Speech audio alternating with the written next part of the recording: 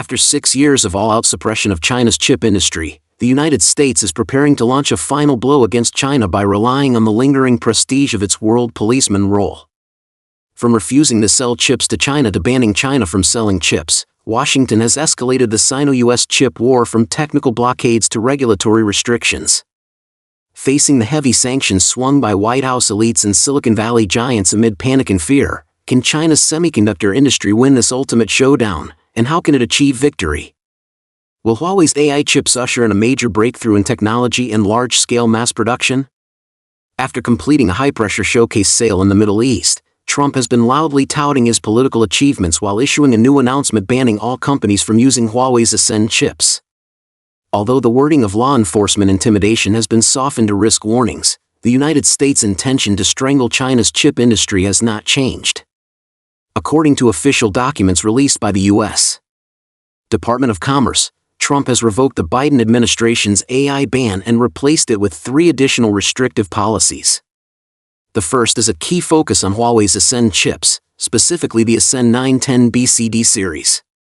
Trump has issued a global risk warning that AI-related companies using Chinese AI chips may be added to the U.S. export control list. Currently, most users of Huawei's Ascend chips are in China, with fewer users in other countries. While the U.S. cannot regulate Chinese users, it is still preemptively attempting to cut off the export path of China's AI chips. Because China is making extremely rapid breakthroughs in advanced semiconductor manufacturing processes.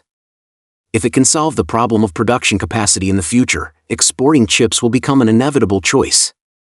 By then, the cost-performance advantage of Chinese products will directly impact the United States' leading position in the AI chip sector. It is worth mentioning that China has long since started exporting low-end chips, and it is the only country in the world with a complete semiconductor industry chain, just like its space station program, which is entirely independent and self-reliant. This scenario is unacceptable to both the U.S. government and Silicon Valley elites, so imposing advanced blockades and containment has become the only solution they can conceive. The second restrictive measure prohibits overseas data centers from providing training services for Chinese AI models. Currently, many Chinese tech companies have built or leased data centers overseas, using these facilities to train or deploy their own large AI models. This approach has effectively circumvented the chip bans imposed by previous U.S. administrations. However, with the introduction of the latest U.S. restrictions, this path of transnational cooperation may be cut off, as most of these data centers rely on American AI chips. Of course, the U.S. has reasons to exercise its extraterritorial jurisdiction. Worse still, many American companies originally relied on China's open-source models for secondary training or fine-tuning to deploy their own AI models. Take DeepSeek as an example. Now, they may abandon using Chinese open-source models due to the new U.S. policy. However, this involves a comparison between the cost of violating regulations and the cost of transformation. If the cost advantage of using Chinese models for American companies is sufficient to offset the penalties for violating U.S.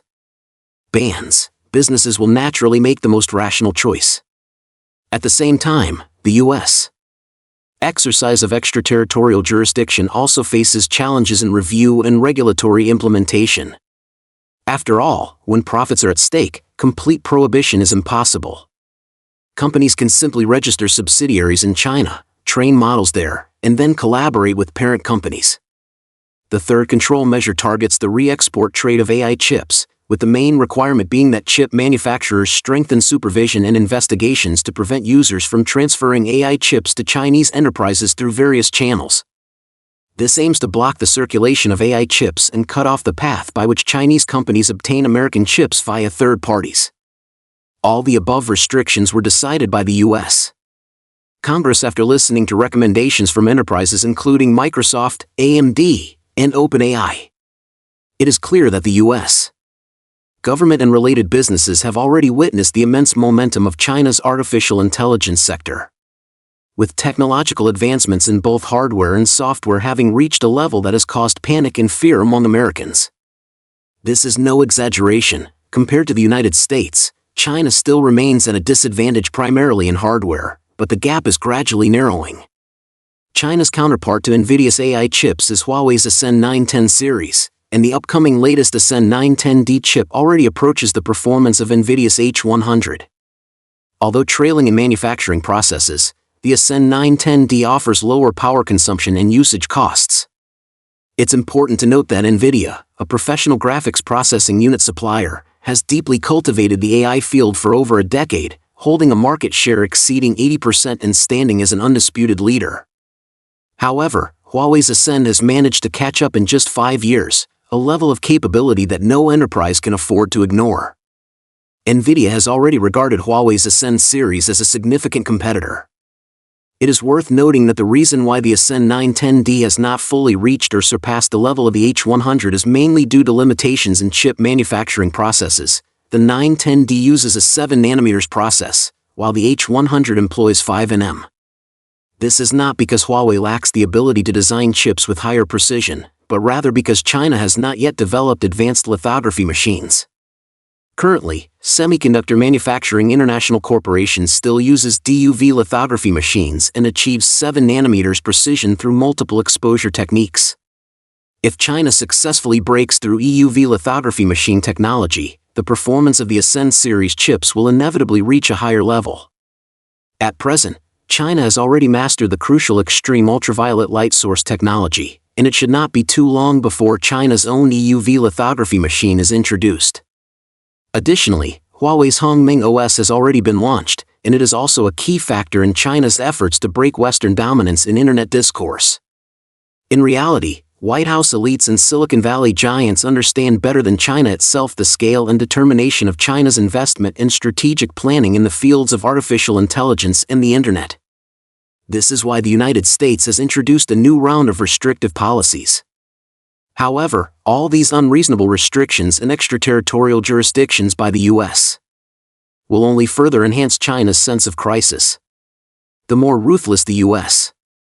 restrictions become, the faster China will advance on the path of self-reliance. Doesn't this scenario seem familiar? When the U.S. excluded China from the International Space Station, China independently developed a more advanced space station. When the U.S. banned China from accessing supercomputers, China developed the Galaxy supercomputer. When the U.S. attempted to block TikTok, American users turned to Red Notes. When the U.S. used 4G standards to sanction China's 4G networks, China emerged with 5G leadership. Now, while China's chip industry still lags behind the U.S. under American sanctions, these restrictions have instead spurred the development of a complete domestic semiconductor industry chain, surpassing the U.S. in this field is only a matter of time.